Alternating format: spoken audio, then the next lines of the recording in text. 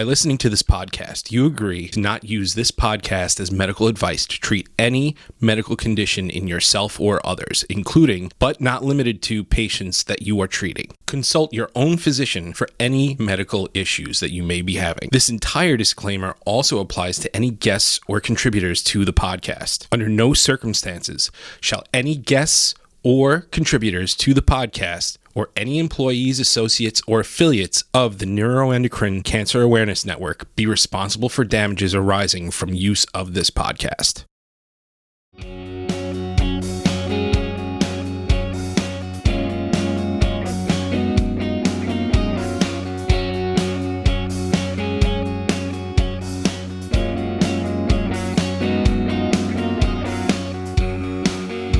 Welcome, everybody, to another episode of Let's Get Real with NCAN. I'm your host, Mike Wayman. And once again, got to remind everybody, our next conference is September 9th, Cleveland, Ohio, at the Doubletree, Cleveland downtown. It's going to be great. We've got 5 doctors. We might have a 6th doctor, so stay tuned for that. If you want more information, go to netcancerawareness.org, and we'll always be keeping you up to date on our social media at netcanceraware. Today, we have a net specialist, but a patient net specialist. So I'd like to welcome to the show, Gigi Baker. Gigi, thank you for joining us. Hi, thank you. I wouldn't necessarily call myself a specialist, but I've been through it a little bit. Well, yeah, I mean, in terms of, knowing some of the ins and outs and stuff like that, I feel like patients are almost more the specialist than some of the other specialists. So, and we like to learn little tips and tricks along the way. So what I want to ask you first is, can you just tell us a little bit about yourself and your net journey? Sure. So it's during COVID, March 2020, everything shut down. And by the time June rolled around, that's when I was diagnosed, June 26th.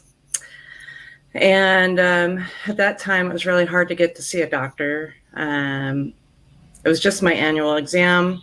I had pain in my left abdomen, and it was radiating back to my back. And having anatomy is my history in college, that just didn't seem right, because there's no nerves that go that direction. Yeah. So I was pretty adamant to get into my doctor.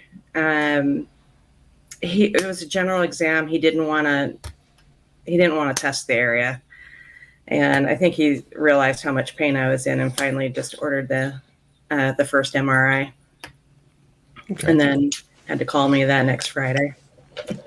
Okay. Well, that's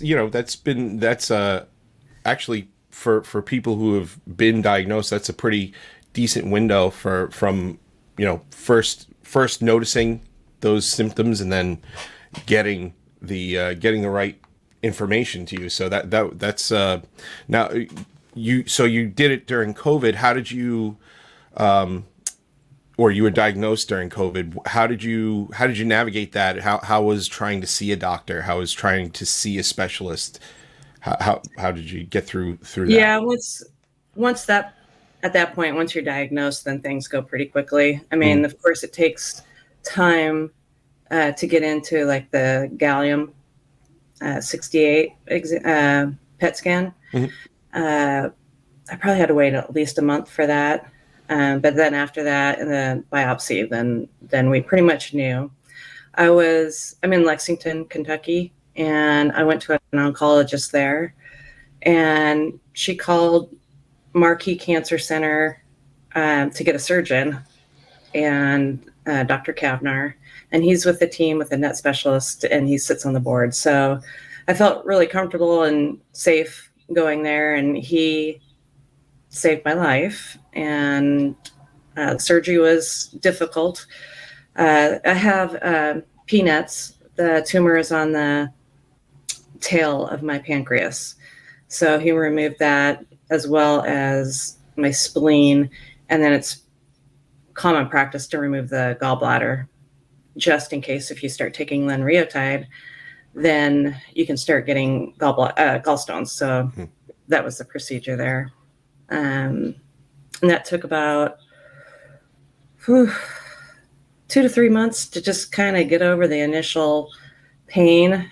But I think I was starting to walk about 6 weeks, and I felt invalid. It took my breath away. I could barely walk. It was pretty bad. Now, what did you have a support system there to help you through it? Unfortunately, no. I was no evidence of disease for a year and a half. And I could tell by that time I started to know some of the symptoms, and I did not know of NCAN by that time. And so I decided, I didn't decide. I started getting hot flashes again in my face and diarrhea, which are two typical symptoms. And I was pretty surprised when I talked to my oncologist that I started having hot flashes again. And she also referred me, she just said, no, you're just having menopause, postmenopausal. And it just didn't sound right to me. I felt really uncomfortable with that. And then I got a referral to Dr. Chauhan. And from there, it took a year and a half for him to finally give me the formal diagnosis of what I had. And he said, oh, by the way, this was like by April, I forgot the year, probably 21. And he said, April 24th, we've got a NCAN conference that I'm going to be giving a lecture on. And I'm like, great, sign me up. And so ever since then, been very appreciative of the group. I mean, he's like, oh, you can be our Kentucky rep, and just whatever. Yeah. I'm not officially that title, but just being invited so graciously into the group just was very helpful. And by that time I had no idea what all you could do. So you do a lot, and I wish I would have known. And that's kind of the hardest part, is how do you find out reliable information, when you don't have your group to kind of help educate you. Mm-hmm. And now, man, I can't get enough education at this point, and love learning about, this condition, and I want to be there for people if they need help or if they have questions. Yeah, absolutely. Absolutely. So just out of curiosity, why do you think it is so important for a patient to be involved with their treatment plan? Because I know a lot of people will just go to you went to a doctor and they said, no, don't worry about it, postmenopause. Why do you think it's so important for a patient to be truly involved in their treatment plan, as opposed to just taking the doctor's advice and moving along with your life? Yeah, perfect example is that if you don't know signs and symptoms, first off, then you can't advocate for yourself and for your own care. I knew at that point that you hear of doctors not really knowing neuroendocrine cancers, and I just suspected at that point that she didn't know. And so I had decided that I need a second opinion. And thankfully I got into a specialist that, could help educate me. But I mean, one of the first symptoms, I knew that I needed more help. Yeah. And I wouldn't be able to. So after more testing, I had 3 more tumors. And that's when I started lanreotide. So that paused my tumors from growing. But since then, we found 2 more. But at this point, they're not growing. They're small enough to not warrant any kind of treatment at this point. Good. What would be your advice to a new patient? What's like the most important decision that they can make in terms of getting the proper care? I would actually say, talk to Marianne, your mom. It'd be the first thing. She is the biggest patient advocate, and I I think at that stage you're kind of like wishy-washy, not really wishy-washy, but you just don't know what you don't know, so you can't make informed decisions. And your mom's a fighter, and she lights the fire under you and gets me to ask the right questions, and then I've been able to really be much more strong in choices in my care, for sure. And then Number one disorganization is, if anybody doesn't know anything, they need to know about NCAN and how to get, that we have the Facebook NCAN, but other than that, I mean, if somebody has neuroendocrine cancer and they still don't know what to do, how did they find NCAN? I mean, I didn't, and I was searching neuroendocrine. Maybe I didn't put support group after that. Yeah, I mean, I know we work with Google and all those things, so I'm not sure. You've been to a conference. You brought up that you went to one of your first ones shortly after meeting Dr. Chauhan. So, and he's one of the best, if not the best, when it comes to navigating the disease, and also he's a huge supporter of ours. Yes. Going into it, and then when you came out of it, why do you think it's so important for a patient to attend one of these types of meetings? Definitely. Well, now that I know that my tumors are back, I need to make sure that once they get large enough, then I can make some informed decisions about what kind of treatment I want. It was actually at one of the national conventions. I don't know all the terminology, so Okay. but when they go through the portal vein and they add the beads, Mm-hmm. you know what that is? Yes. Yeah. Can you? Yeah. That's the. Gotcha. Yeah. You got me. You put me on the spot. I forget what the treatment is called. Well, there's they can release a chemical reaction or the radiation on site at the liver. Mm-hmm. But she mentioned that some of the beads can get lost in the liver. And this was the doctor.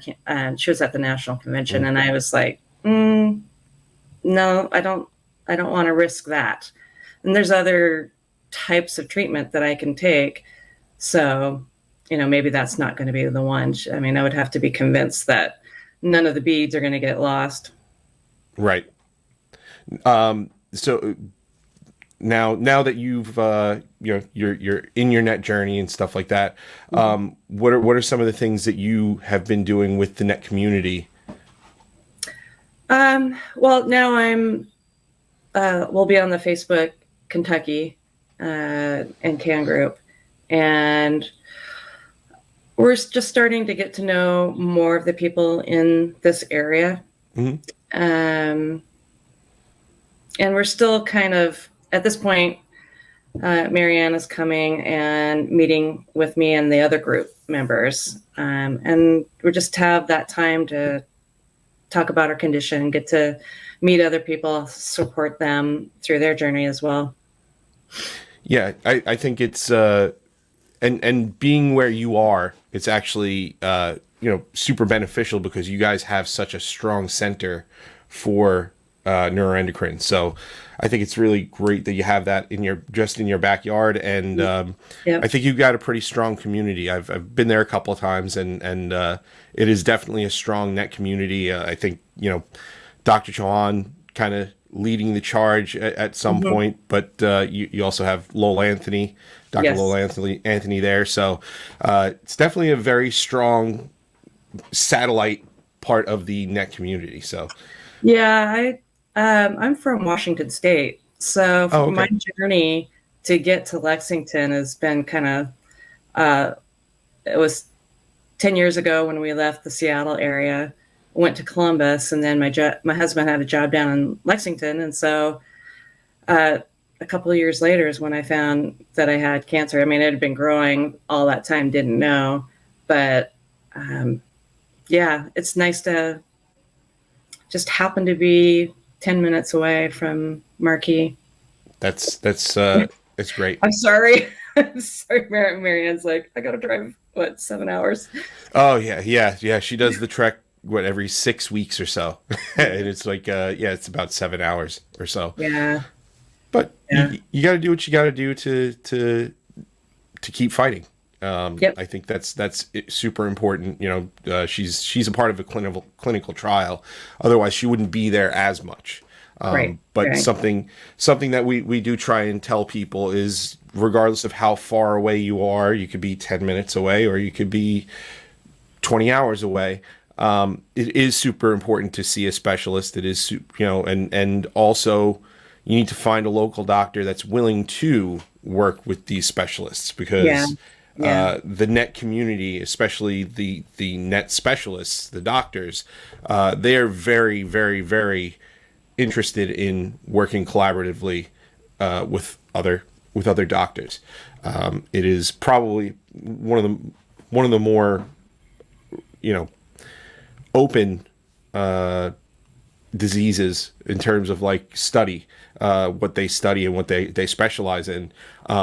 They're very open to the collaborative process. Tumor boards are kind of your proof to that. You get people, local tumor boards, but then they have national tumor boards, and they all kind of look at it, and they all kind of bounce ideas off of each other, and how to handle things. So it's a very special community for sure. Yeah. Yeah. So, well, Gigi, in your 2.5 years of, Yeah. 3 years, 3. of diagnosis, if there was one tip that you could tell any new patient, what would it be? Good question. It could be Well, not and even necessarily, it doesn't have to necessarily be from a medical standpoint. It could be a life hack. It could be something that just makes your quality of life a little bit better. Okay. Well, from my personal experience, listen to your body, because the moment we didn't talk about this, but once I started taking lanreotide, one of the side effects is raising or lowering your blood sugar. And I kept talking to my doctors saying that something seems off. I'm cramping, I'm thirsty all the time.